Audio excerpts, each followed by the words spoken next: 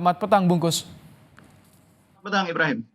Bungkus, usai lawan Bahrain yang begitu kontroversial wasitnya, menyakitkan, Bungkus. Pelajaran apa yang bisa kita petik agar kita waspada nih dipimpin wasit asal Timur Tengah lagi? Iya, yang pertama tentu kita harus sangat berhati-hati ya. Setiap kemungkinan terjadinya pelanggaran harus kita hindari, termasuk menghindari kesalahan di menit-menit akhir yang dalam beberapa pertandingan ini sebetulnya sering menjadi persoalan bagi kita. Kemarin menghadapi Bahrain, golnya juga tercipta di menit akhir ya. Kita juga pernah mengalami kebobolan gol di menit akhir waktu lawan Irak ya. Sebelumnya juga kita kebobolan di menit akhir waktu lawan Australia di Piala Asia. Jadi memang kita perlu terutama jajaran pelatih dan manajemen perlu menguatkan konsentrasi para pemain supaya kebobolan di menit akhir itu bisa kita hindari. Karena sepak bola itu memang di era sekarang tambahan waktunya itu seringkali tidak terduga gitu ya. Misalnya kemarin berlangsung sampai 6 menit tapi realitas di lapangan sampai 9 menit. Itu hal-hal yang sekarang memang menjadi fenomena baru di sepak bola modern di mana setiap waktu yang terbuang itu akan dicatat dan dikompensasi. Jadi kita harus fokus betul, selama peluit panjang belum berbunyi artinya pertandingan belum selesai. Kalau bicara soal protes yang dilayangkan oleh PSSI, ini outputnya nanti bagaimana atau dampaknya bisa seperti apa ini?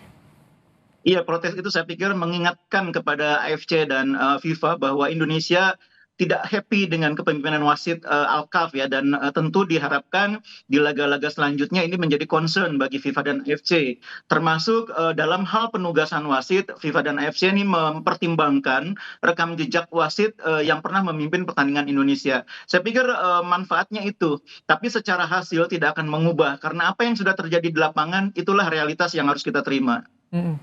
Ini saya lihat postingan JJS yang terakhir, belajar dan moving forward, kemudian juga 1 poin tapi rasanya ini kehilangan begitu beratnya rasa sakit ketika main usai lawan Bahrain kalau Anda lihat dari pemain. Tapi ini bagaimana mereka bisa bangkit kembali jelang lawan Tiongkok, Bungkus? Iya, pasti sangat berat ya menerima hasil yang mengecewakan ya. Tapi biasanya pemain itu terpukul itu biasanya hanya 1-2 hari ya. Begitu mereka sudah melewati sesi latihan, sudah berkumpul lagi, sudah saling bercanda, sudah saling ngobrol di antara pemain dengan sesama pemain, dengan pelatih, dengan manajer. Biasanya mereka sudah bisa move on. Sehingga ketika menghadapi pertandingan berikutnya lawan tuan rumah China atau Tiongkok ini mereka sudah lupa dengan hasil kemarin. Itu yang kita harapkan. Dan pemain saya pikir juga tidak perlu terlalu berkecil hati karena 1 poin di kandang Bahrain itu sebetulnya 1 poin yang sangat berharga. Karena Bahrain ini kan tim yang cukup kuat ya, peringkatnya 70-an, kita masih 130-an. Jadi yang penting itu di pertandingan berikutnya lawan tuan rumah Tiongkok, China kita harus 3 poin. Karena target kita di bulan Oktober ini dari 2 pertandingan adalah 4 poin. 1 poin sudah di kandang Bahrain, sekarang kewajibannya adalah 3 poin berikutnya harus kita raih ketika bertandang ke Tiongkok atau China. Itu yang paling berat.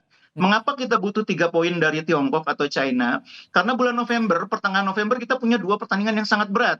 Memang dua-duanya pertandingan home, tapi lawannya Jepang dan Arab Saudi.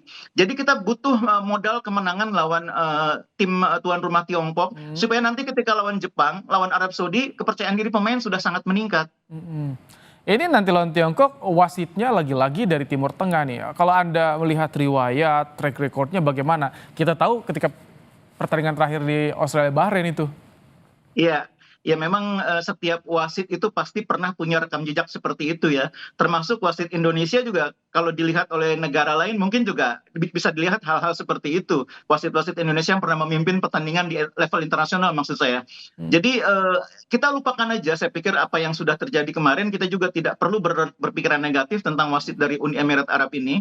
Kita pasti sudah mendapatkan perhatian dari AFC dan FIFA, dan pasti mereka yang memimpin pertandingan sudah mendapatkan instruksi dari FIFA dan AFC untuk tidak melakukan hal-hal yang melanggar sportivitas, melanggar fair play. Apalagi Indonesia sudah menyuarakan keberatan terhadap kepemimpinan wasit di laga sebelumnya. Mm-mm. Jadi kalau saya sih cenderung berpikir nggak perlu kita terlalu pusing soal wasit, kita fokus ke kemampuan diri kita sendiri. Kita harus tampil maksimal lawan tuan rumah Tiongkok supaya bisa 3 poin. Itu aja yang paling penting. Ini kalau misalkan sampai Indonesia kayak kemarin dirugikan oleh wasit, artinya Indonesia ini betul-betul diperhitungkan oleh negeri Timur Nah, Tengah di kualifikasi ini. sisi positifnya barangkali itu ya, berarti memang negara-negara lain sekarang melihat Indonesia tuh sedemikian menakutkan sehingga perlu sampai di dalam tanda petik gitu dikerjain gitu. Tapi saya tetap berpikir positif lah. Saya tetap berpikir bahwa apa yang terjadi kemarin itu ya dalam sepak bola modern tidak hanya pernah dialami oleh Indonesia. Mungkin beberapa negara lain pernah mengalami juga. Mm-mm. Ini bicara soal jarak yang datang duluan ke Tiongkok, Indonesia lebih dulu datang ke Tiongkok. Apakah ini jadi keuntungan juga bagi tim kita? Iya, sebetulnya ketika orang meributkan Indonesia katanya mainnya kok nggak di Beijing, kok justru mainnya di Qingdao. Saya berpikir malah justru itu bukan kerugian bagi Indonesia, itu keuntungan. Karena Qingdao itu kota yang nyaman buat sebagian besar pemain Indonesia. Suhunya itu nyaman buat pemain-pemain kita yang banyak yang berasal dari Eropa. Makanya saya tidak terlalu memusingkan lokasi pertandingan di mana, selama tempatnya, stadionnya, rumputnya, kualitasnya memenuhi standar FIFA, saya pikir nggak ada masalah. Pemain-pemain kita yang berasal dari Eropa itu kalau kalau temperaturnya di Qingdao itu malah lebih lebih nyaman karena sekitar 18 sampai 22 derajat itu bagi Tidak mereka terlalu lebih dingin nyaman. bagi mereka ya? Iya, cukup ideal bagi mereka justru. Apalagi stadionnya bagus. Saya pernah ke Qingdao kebetulan dan stadionnya bagus-bagus. Nah, kalau misalkan kemarin kita sudah lihat lawan Bahrain dengan line up yang diturunkan oleh Sinteyong, bagaimana nanti dengan lawan Tiongkok jika kita memiliki target poin penuh? Apakah harus ada rotasi di situ untuk menjaga kebugaran atau seperti apa, Bungkus? Kemungkinan rotasi cukup besar ya, karena jarak pertandingannya kan cukup mepet ya. Boleh jadi di pertandingan besok ini Jordi Amat tidak starter ya, tapi Jai Ijes menjadi sentral di lini pertahanan. Di kanan ada Rizky Ridho, di kiri ada Miss atau sebaliknya Rizky Ridho yang di kiri, Miss yang di kanan. Tapi yang jelas saya pikir di depan ada kemungkinan Eliano bermain sejak awal, ada kemungkinan ya. Karena kemarin dia kan baru bermain separuh pertandingan, di babak kedua baru masuk. Nah, mungkin juga yang akan terjadi perubahan di lapangan tengah. Boleh jadi nanti Tom Hai akan diduetkan dengan Nathan, bukan dengan Ivar. Tapi semua tentu sangat ditentukan oleh apa ya, asesmen terakhir pada hari sebelum pertandingan atau pagi sebelum pertandingan. Tapi kalau lihat Rafael Struijk itu sepertinya tak tergantikan ya untuk lawan Tiongkok esok. Ya, ada alternatif karena ada Sananta kan sebetulnya ya, ada Dimas Derajat. Tapi saya pikir kita memang di pertandingan lawan Tiongkok atau China, jelas Sintayong itu ingin mengejar 3 poin. Karena itu saya pikir akan dipilih pemain-pemain yang punya naluri mencetak gol.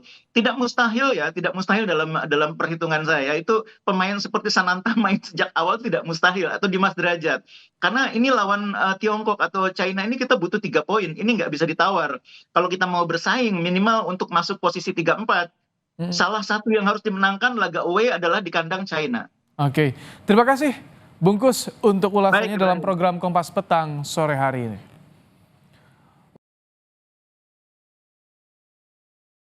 Junjung tinggi prinsip jurnalisme dalam setiap tayangan terbaiknya. Menghadirkan berita bernilai sebagai referensi. Gelar bicara yang tajam, Tidak, ini kan kebohongan dok. mengupas fakta demi fakta dan mendorong pencarian solusi. Serta investigasi yang mengungkap kebenaran. Rosi, Satu Meja, The Forum, Sapa Indonesia Malam. Nilu, ikuti semuanya bersama Kompas TV.